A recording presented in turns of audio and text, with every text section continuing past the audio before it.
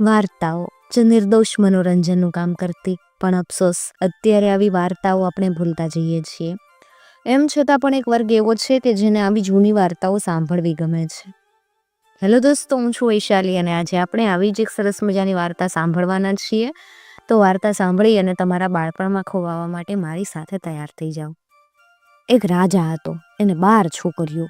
રોજ સવારે રાજાના નોકરો આવીને જોવે તો 12 રાજકુમારીઓના બૂટ બહુ ફાટેલા હોય. બૂટ કેવી રીતે ફાટતા એ કોઈને સમજાય નહીં.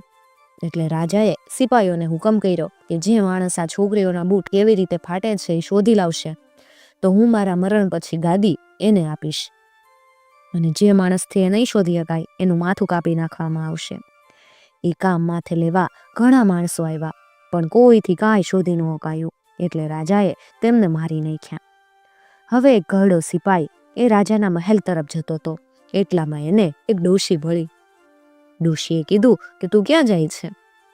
પેલા સિપાહીએ કીધું કે હું રાજાના મહેલમાં પેલી છોકરીઓના બૂટ કેવી રીતે ફાટે છે ને એ જાણવા જાઉં છું. ડોશીએ એને જબ્બો આપ્યો ને કીધું કે આ જબ્બો પહેરીશ એટલે તને કોઈ નહીં જોઈ શકે, પણ તું બધાને જોઈ શકીશ. મહેલમાં તને કાંઈ પણ પીવાનું આપે તો લેતો નહીં. સિપાહી તો સારું એમ કહી અને હાલી નીકળ્યો. પછી એ મહેલમાં ગયો. રાજાએ તેને કીધું તને 3 રાત શોધવાની મળશે. રાજાએ તે સિપાહીને પેલી છોકરીઓ હુતી હતી એની પાસેનો ઓરડો આપ્યો. પછી સૌથી મોટી છોકરીએ આવી અને સિપાહીને દારૂ આપ્યો અને પછી જતી રહી. એટલે સિપાહીએ દારૂ નાખી દીધો.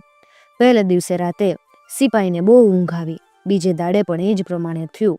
ત્રીજી રાતે એણે પોતાની આંગળી કાપીને મરચું ભર્યું, એટલે એની વેદનાથી એને ઊંઘ ન આવી.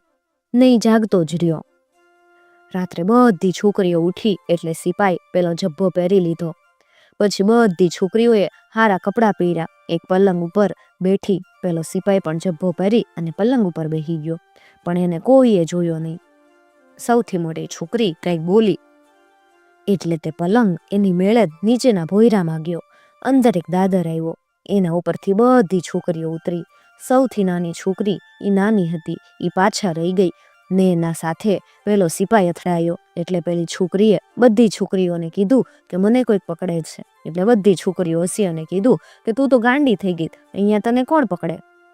પછી એક નદી આવી. આ નદીમાં 12 હોડીઓ હતી. એ દરેકમાં એક રાજકુમાર હતો. પછી દરેક હોડીમાં એક રાજકુમારી બેઠી.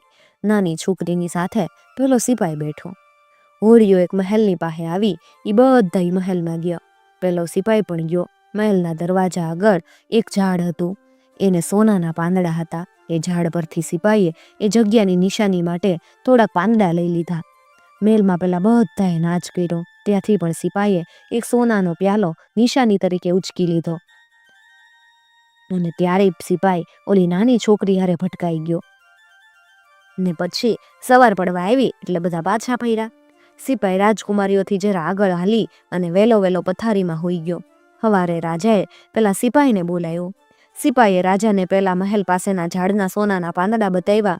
વળી મહેલની નિશાની તરીકે સાથે લીધેલો સોનાનો પ્યાલોય બતાવ્યો. જ્યારે સિપાઈ આ બધી વાત કહેતો હતો ત્યારે પેલી છોકરીઓ ત્યાં ઊભી હતી. એ લોકોએ બધી વાત કબૂલ કરી. રાજાએ સિપાહીને પૂછ્યું, તારે આમાંથી કઈ છોકરી સાથે પરણવું છે? સિપાઈ કે સૌથી નાની સાથે. એ લોકોનું લગ્ન તે જ દિવસે થયું. સિપાઈ અને પેલી છોકરીએ ખાઈ પીને મજા કરી. આંબે આવ્યો મોર, વાર્તા કે શુભ.